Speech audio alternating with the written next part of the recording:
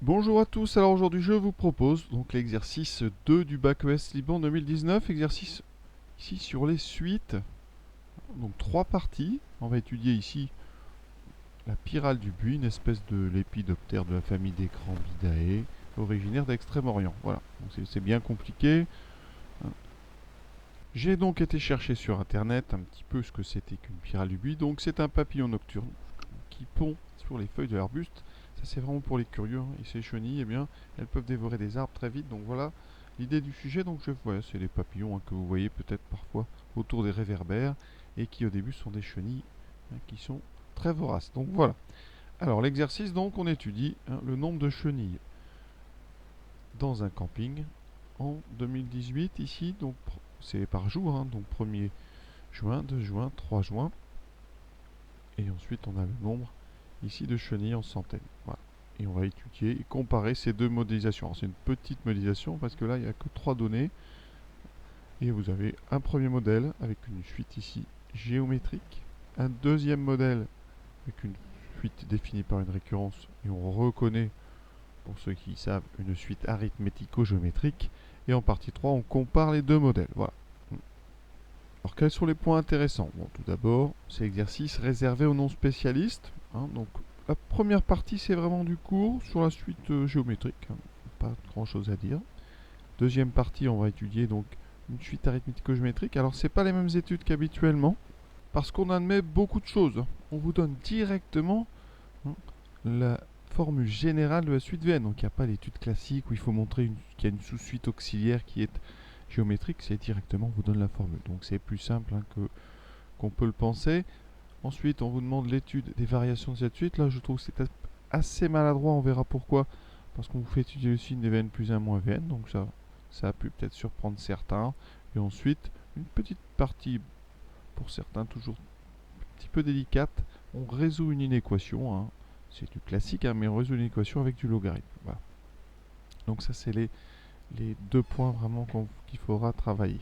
Donc on est parti, première partie, le premier modèle, la suite géométrique.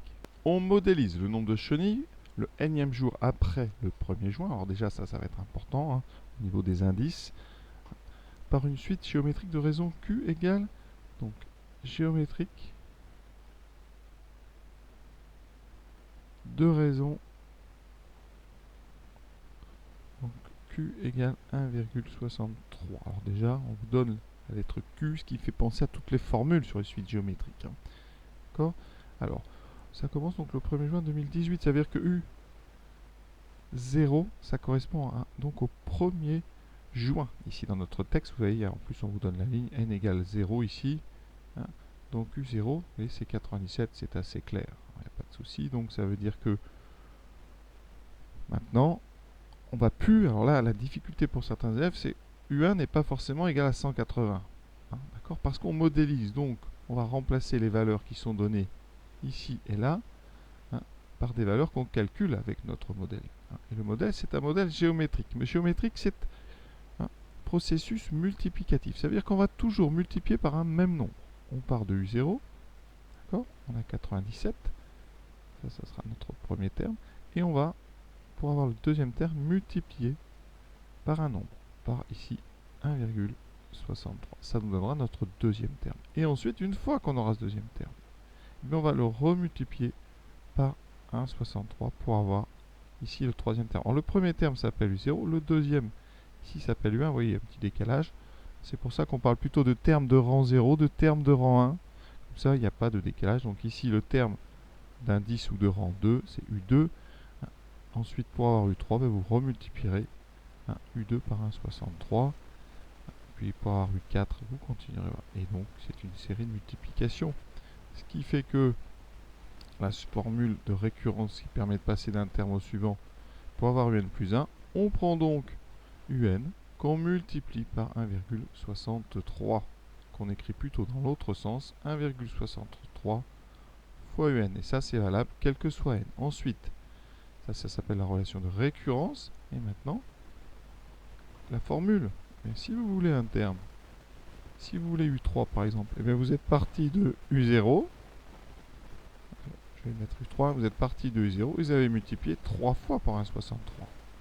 1,63, 1,63, voilà. 3 multiplications. Et donc ça fait apparaître des puissances. Et la formule que vous avez dans le cours, c'est donc que UN, si on part de U0, c'est U0 multiplié par Q puissance N. C'est-à-dire qu'on a N multiplications pour aller de U0 à UN. Alors parfois on part de U1, donc ferez attention, ici ce n'est pas le cas, mais si on part de U1, il y a une multiplication de moins, donc ici vous avez N-1. Donc voilà le cours en entier sur cette suite géométrique, en tout cas sur les façons de les définir. Donc ici on vous demandait U2. Alors, pour calculer U2, on peut faire directement. On peut aussi passer par U1. Alors, je vais passer par U1 d'abord parce que certains sont peut-être trompés et ont pris 180. Attention, U1, dans ce modèle, c'est donc U0 qu'on multiplie par 1,63. Donc c'est 97 fois 1,63. Ça c'est juste vraiment pour vous expliquer comment on a donc U2. Alors moi j'aurais personnellement demandé U1 aussi, pour bien insister sur le fait que ce n'est pas 180. Vous voyez, U1 avec ce modèle, c'est étrange, mais c'est 158,11. Donc ça ne correspond pas du tout. Ensuite, si on veut U2, ben on remultiplie ce 158,11 par 1,63. Là, on trouve 257,7. C'est peut-être pour ça qu'ils n'ont pas demandé U1, parce que U1 est assez éloigné de la valeur qu'on vous donne dans le texte. Voilà, donc U2, moi donc je vais faire U1 fois 1,63, ce qui donne donc 257,7. Si on l'arrondit à l'unité, on trouve 258, c'est parfait. Donc là, le modèle pour U2, il est bon. Mais il n'est pas bon pour U1, vous voyez. Alors la deuxième façon de calculer U2, parce qu'on est là pour vraiment tout expliquer, eh bien, c'est partir de U0 et d'utiliser la formule CU0 pour multiplier par 1,63 au carré. D'accord? Donc je pars de 97, je mets fois 1,63. J'utilise la touche pour les puissances, donc l'accent circonflexe ici. Et je mets un 2 et je trouve la même chose. Et là, on est face à ce qu'on appelle un problème des modèles. Vous avez ici un modèle qui est bien adapté pour U2 et certainement peut-être pour les U3, U4, U5 s'il y en avait, mais il n'est pas adapté pour U1. Donc il y a toujours comme ça avec les modèles des zones où ils sont plus appropriés que d'autres et c'est l'objet de la comparaison de la partie 3. Deuxième question, alors je l'ai déjà dit, là on est sur du court. UN étant géométrique de raison Q égale 1,63 et avec un premier terme U0, vous pouvez directement répondre pour tout N, pour donc N entier naturel. UN, c'est donc, on va rappeler la formule comme ça, voilà, c'est 97 fois 1,63 puissance N. Voilà. Rien de plus à dire. Justifiez maintenant que la suite N est croissante. Alors là, c'est pareil, c'est du cours. Si vous avez appris votre cours, c'est direct. Pourquoi cette suite serait croissante? Alors, il y a deux méthodes. Vraiment. La méthode numéro 1, c'est le cours. Vous savez que le nombre 1,63, il est plus grand que 1. Donc, 1,63 puissance N, c'est une expression qui va croître avec N. Donc, ça c'est quelque chose qui est croissant avec N. D'accord? Ensuite, on multiplie par 97 qui est positif. Donc, alors je vais mettre comme 97 est positif, ce qui est intéressant, mais 97 fois 1,63 puissance N est toujours, reste donc croissant. Et donc la suite UN est croissante. Alors juste petite analogie avec de l'économie. Quand on multiplie par 1,63, ça équivaut, on va faire des symboles, équivaut à ajouter 63%. D'accord? C'est pour ça que ça grandit. Si vous avez une quantité, vous lui ajoutez 63% à chaque étape. Donc vous avez forcément quelque chose de croissant. Et comme le coefficient 97 est positif, et bien voilà. Donc ça c'est explication, on va dire, économique, enfin, avec des pourcentages. Alors il y a une autre façon de le faire avec la soustraction. On va en parler parce que dans la partie 2, on vous demande de faire comme ça. L'idée c'est de calculer pour tout entier naturel la différence UN plus 1 moins UN. D'accord? Alors ça fait 87 fois 1,63 puissance, ici N plus 1, parce que c'est UN plus 1, d'accord? Je vais peut-être l'expliquer. UN, c'est une formule, vous pouvez remplacer N parce que vous voulez d'entier naturel. Donc, moi je vous ai dit que c'était 97 fois 1,63 puissance N. eh bien, ça veut dire que vous pouvez remplacer n par n plus 1. Ça vous donne 97 fois 1,63 puissance n plus 1. Vous faites moins un. C'est une des façons. Ici, vous factorisez par 97. Vous obtenez 1,63 puissance n plus 1 moins 1,63 puissance n. Oui, là j'ai mis un puissance n plus 1 ici qui n'a pas lieu d'être. Voilà. Ici, on va factoriser. Alors, ça peut vous paraître dur, mais il faut bien vous rappeler que 1,63 puissance n plus 1, c'est 1,63 fois 1,63 puissance n. Et vous voyez que, ici, ben, je l'ai mon facteur commun. Là, j'ai 1,63 fois 1,63 puissance n. Ici, j'ai une fois 1,63 puissance n. Je vais donc factoriser par 1,63 puissance n. Ça me donne à gauche, donc le 97 qui était déjà. Je factorise par le 1,63, vous voyez, hein, je vais peut-être l'entourer. Voilà, ce 1,63, je vais le mettre en facteur. Non, pardon. Ce que je mets en facteur, c'est 1,63 puissance n. D'accord. Et donc, il va me rester dans les parenthèses le 1,63 et le moins 1. D'accord. Ça me fait 97 qui est positif. 1,63 puissance n qui est positif, fois ici 0,63 qui est positif. Donc, cette différence est positive. La suite un est donc croissante, vous voyez. Et ce qui fait que c'est positif, vous avez bien remarqué, c'est deux choses. Le signe ici de 97 est positif et le 1,63 moins 1, comme on enlève 1, eh bien, et qu'on avait un nombre plus grand que 1, il vous reste encore quelque chose de positif. Quatrième, donc selon ce modèle, quel sera le nombre de chenilles le 13 juin 2018, arrondir à la centaine. Alors, oui, hein, le nombre, ici qu'on a calculé depuis le début, UN est en centaines. Tout à l'heure, on avait arrondi à l'unité, mais c'était U qu'on avait arrondi à l'unité, donc on avait déjà, sans s'en rendre compte, arrondi à la centaine. Donc ici, alors, la seule difficulté du sujet, de cette question, c'est le 13 juin 2018. Quel est le terme de la suite qui correspond au 13 juin 2018? Donc il faut regarder le petit tableau qu'on a au début. Le 1er juin correspond à n égale 0. Le 2 juin correspond à n égale 1. Le 3 juin à n égale 2. Donc le 4 à n égale 3. Et donc le 13, ici, vous avez bien compris, il y a un de moins. Donc le 13 correspondra à n égale 12. Donc on le dit sur sa copie 13 juin 2018, correspond ici n égale 12.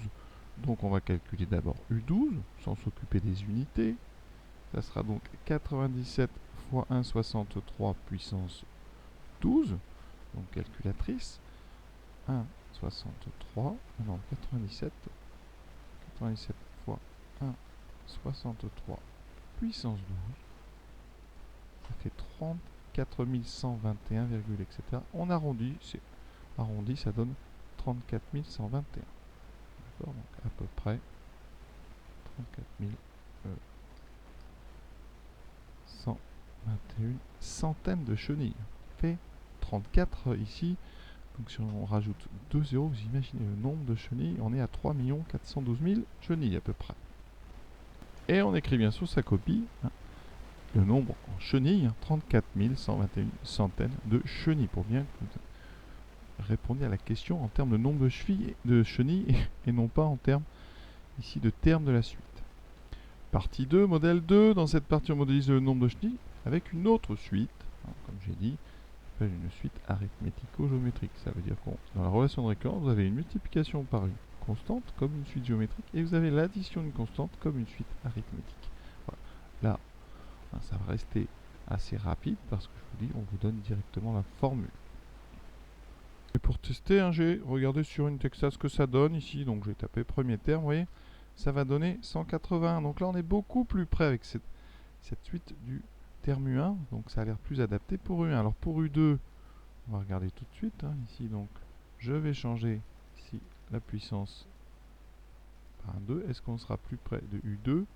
U2 257,9. Donc là, la formule a l'air déjà beaucoup mieux adaptée à U1 et U2.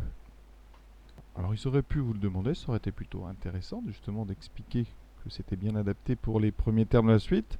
Alors on vous demande le nombre de chenilles le 13 juin, donc on a déjà fait le travail. Donc le 13 juin, n égale 2. On va répéter les mêmes choses. 13 juin 2018 correspond à n égale 12, V12. On remplace n par 12, ça donne ceci, voilà. Et à la machine, voilà, je l'ai tapé exactement comme ceci. On doit arrondir à la centaine. Donc je vous rappelle que ici l'unité de cette suite, c'est la centaine. Donc on arrondit en fait le terme V12 à l'unité. Donc on arrondit, ça donnera 731. Donc, avec ce modèle, on a 731 centaines de chenilles.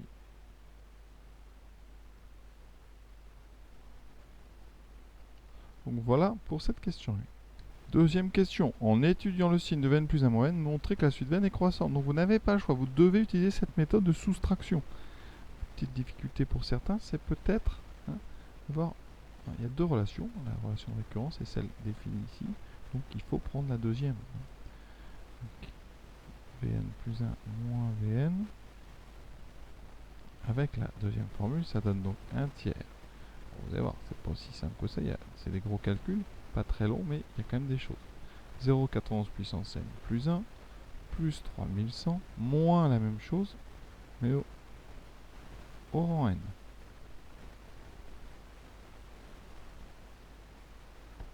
On va tout développer. Donc ça fait, alors ici, moins 2809. Alors, 917, c'est pas simplifiable par 3, donc ça tombe mal. Fois 0,91 puissance n plus 1, plus 3100 sur 3, moins, fois moins, donc plus 2809 sur 3, donc déjà attention ici, fois 0,91 puissance n, moins 3100 sur 3. Donc première remarque intéressante, ces deux termes s'annulent déjà. Ensuite, il nous reste deux autres termes.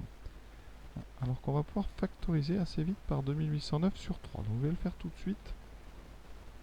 Ça donne donc 2809 sur 3 multiplié par ici. Donc moins, il y a le moins qui est devant, 0,91 puissance n plus 1, plus 0,91 puissance n. Bon, en général, sur ce genre de choses, on a déjà perdu pas mal d'élèves, parce que c'est pas simple. Hein. Il y a un moins, un plus, hein, tout vous arrange. Donc on va, pour le confort, remettre dans l'ordre. Donc ça fait, on va mettre d'abord le plus ici, et ensuite le terme avec le moins, pour avoir une vraie soustraction. Et 0,91 puissance n plus 1, eh bien, je vais le transformer comme j'ai fait tout à l'heure, dans la première question pour vous montrer, pour vous préparer d'ailleurs à ça.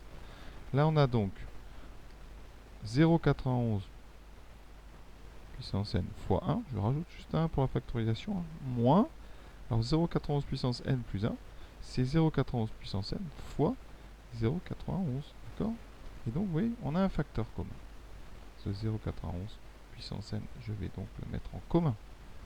2809 sur 3 fois 0,91 puissance n, facteur 2, et bien oui, il reste le 1, moins 0,91. Ce qui fait 2809 sur 3 fois 0,91 puissance n fois 1 moins 0,91, ça fait 0,09. Voilà. Et vous voyez, tout est positif ici. Donc, ce produit est positif. Et donc, qu'est-ce qu'on vient de montrer? Que Vn plus 1 moins Vn était positif, et donc la suite est croissante. Pour tout n, Vn plus 1 moins Vn est positif, et donc la suite Vn est croissante. Donc ce n'est pas facile quand même. Vous voyez, il y a quand même un gros calcul. Je ne sais pas pourquoi il vous demande ça d'ailleurs, parce qu'on peut faire autrement. Alors, on peut faire autrement, je dis ça, mais vu que la question c'est étudier le signe, vous êtes obligé d'étudier le signe, d'accord? Donc voilà. Après, autrement, comment on aurait pu faire ça si on vous demande, bien, comme tout à l'heure, je vous ai dit, 0,91, cette fois-ci, tout à l'heure c'était 1,63, mais 0,91 c'est entre 0 et 1. C'est donc, ça veut dire que la suite 0,91 puissance n, elle est décroissante. Vous la multipliez par moins 2809, qui est négatif, donc moins 2809 fois 0,91 puissance n est croissant. Vous lui rajoutez 3100, ça reste croissant. Et ensuite, vous multipliez par un tiers, et ça reste croissant puisque un tiers est positif. Donc la suite Vn, elle est assez simplement comme ça, vous voyez, croissante. La seule propriété, c'est celle-ci. Pour les pauvres élèves qui se seraient trompés de formule, c'est-à-dire qui auraient utilisé la relation de récurrence, voilà, ça donne ceci. Vous faites donc Vn plus 1 moins Vn, vous utilisez la relation de récurrence, voilà, moins Vn, et vous tombez assez vite sur une impasse parce que ici, bon, vous avez moins 1 Vn, il vous reste moins 0,09 Vn, plus 93, et là, eh bien, vous êtes bloqué. Donc vraiment, faites attention. En général, si on est bloqué, on essaye autre chose, donc vous essayez la deuxième formule. Donc à partir de ce relevé, quel est le modèle qui paraît le plus adapté? On a fait un relevé, on a 745 centaines de chenilles. Voilà, j'ai rappelé un modèle 1 34 000, modèle 2 731. Donc évidemment, le plus adapté, c'est le modèle 2. Ça, il n'y a pas grand chose à dire. Le plus adapté est donc le modèle 2. D'ailleurs, il était plus adapté, on avait remarqué, pour U1 et U2. En tout cas pour U1. Deuxième question, on reprend l'étude du deuxième modèle. Donc voilà, je vous ai remis ici la formule qu'on vous avait donnée. Résoudre l'inéquation. Là, résoudre cette inéquation, on va faire ça donc avec ici le logarithme. Vous allez voir, on écrit ceci. Alors c'est pas une question facile non plus, hein, ça. D'accord. Parce que c'est pas non plus l'expression la plus simple qu'on ait vue. Donc on a déjà un tiers, il va falloir s'en débarrasser. Donc pour se débarrasser d'un tiers, c'est un nombre positif, on multiplie tout par 3. D'accord. Vous pouvez multiplier une inégalité par 3, ça ne change pas l'ordre. Donc on fait x3 à gauche et x3 à droite, hein, surtout. Et l'ordre est inchangé. Donc là, vous aurez moins 2809 fois 0,91 puissance n plus 3100, puisqu'on a multiplié par 3, le 1 tiers disparaît. Et on aura supérieur ou égal à 3 fois 1000, donc 3000. Ensuite, on enlève 3100 des deux côtés. Ce qui donne ici 3000 moins 3100, ça donnera moins 100. Et là, ça commence à devenir embêtant, il y a un moins de chaque côté. On va donc multiplier cette inégalité par moins 1. Et quand on multiplie une inégalité par moins 1, il y a donc un changement de sens du symbole. Ça veut dire que je multiplie à gauche par moins 1, voilà, le moins 1 disparaît, à droite par moins 1, mais le symbole va changer de sens. C'est le cas quand on multiplie une inégalité par un nombre négatif. Ensuite, on divise par 2809, c'est un nombre positif, donc cette division ne change pas l'ordre. Donc ici, 100 sur 2809. Et là, on a une puissance n. L'inconnu est dans la puissance, donc pour la sortir, il faut utiliser le logarithme. On a ici que des nombres positifs, donc pas de souci.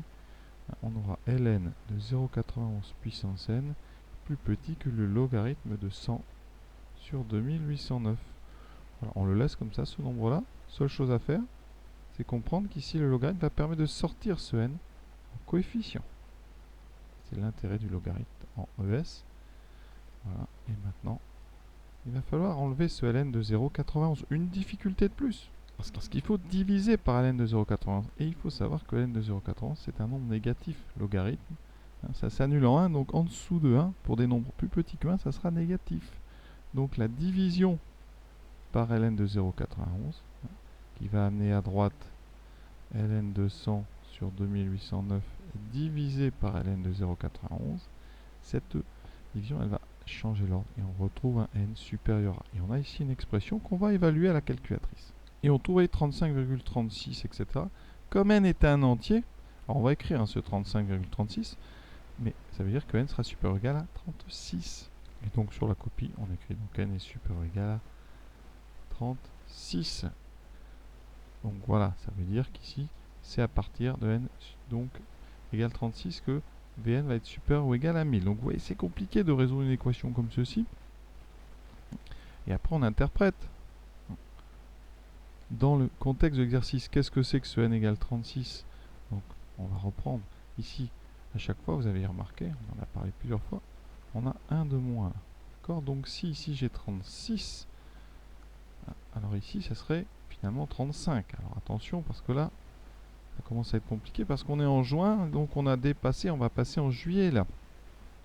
Donc, il faut connaître le nombre de jours en juin. Donc comme il y a 30 jours en juin, ça veut dire qu'ici, pour avoir le 30 juin, donc 30 06 18, ça va correspondre à 1 de moins, ça sera donc 29. Donc le 30 correspond au premier. D'accord?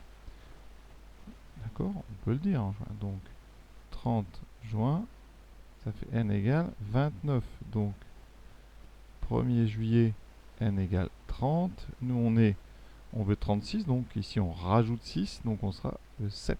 Je fais n égale 36. Donc comme la suite, eh bien voilà, vous voyez c'est une suite croissante ici. On a résolu, on trouve que n doit être plus grand ou égal à 36. Donc ici, ça veut dire que c'est à partir du 7 juillet 2018 qu'on a dépassé ou égalé Donc ici, 1000, c'est en centaines. Donc 1000 centaines, vous rajoutez 2 zéros. On a donc plus de... Et comme c'est des chenilles, donc c'est à partir du 7 juillet 2008 qu'on a dépassé 100 000 chenilles.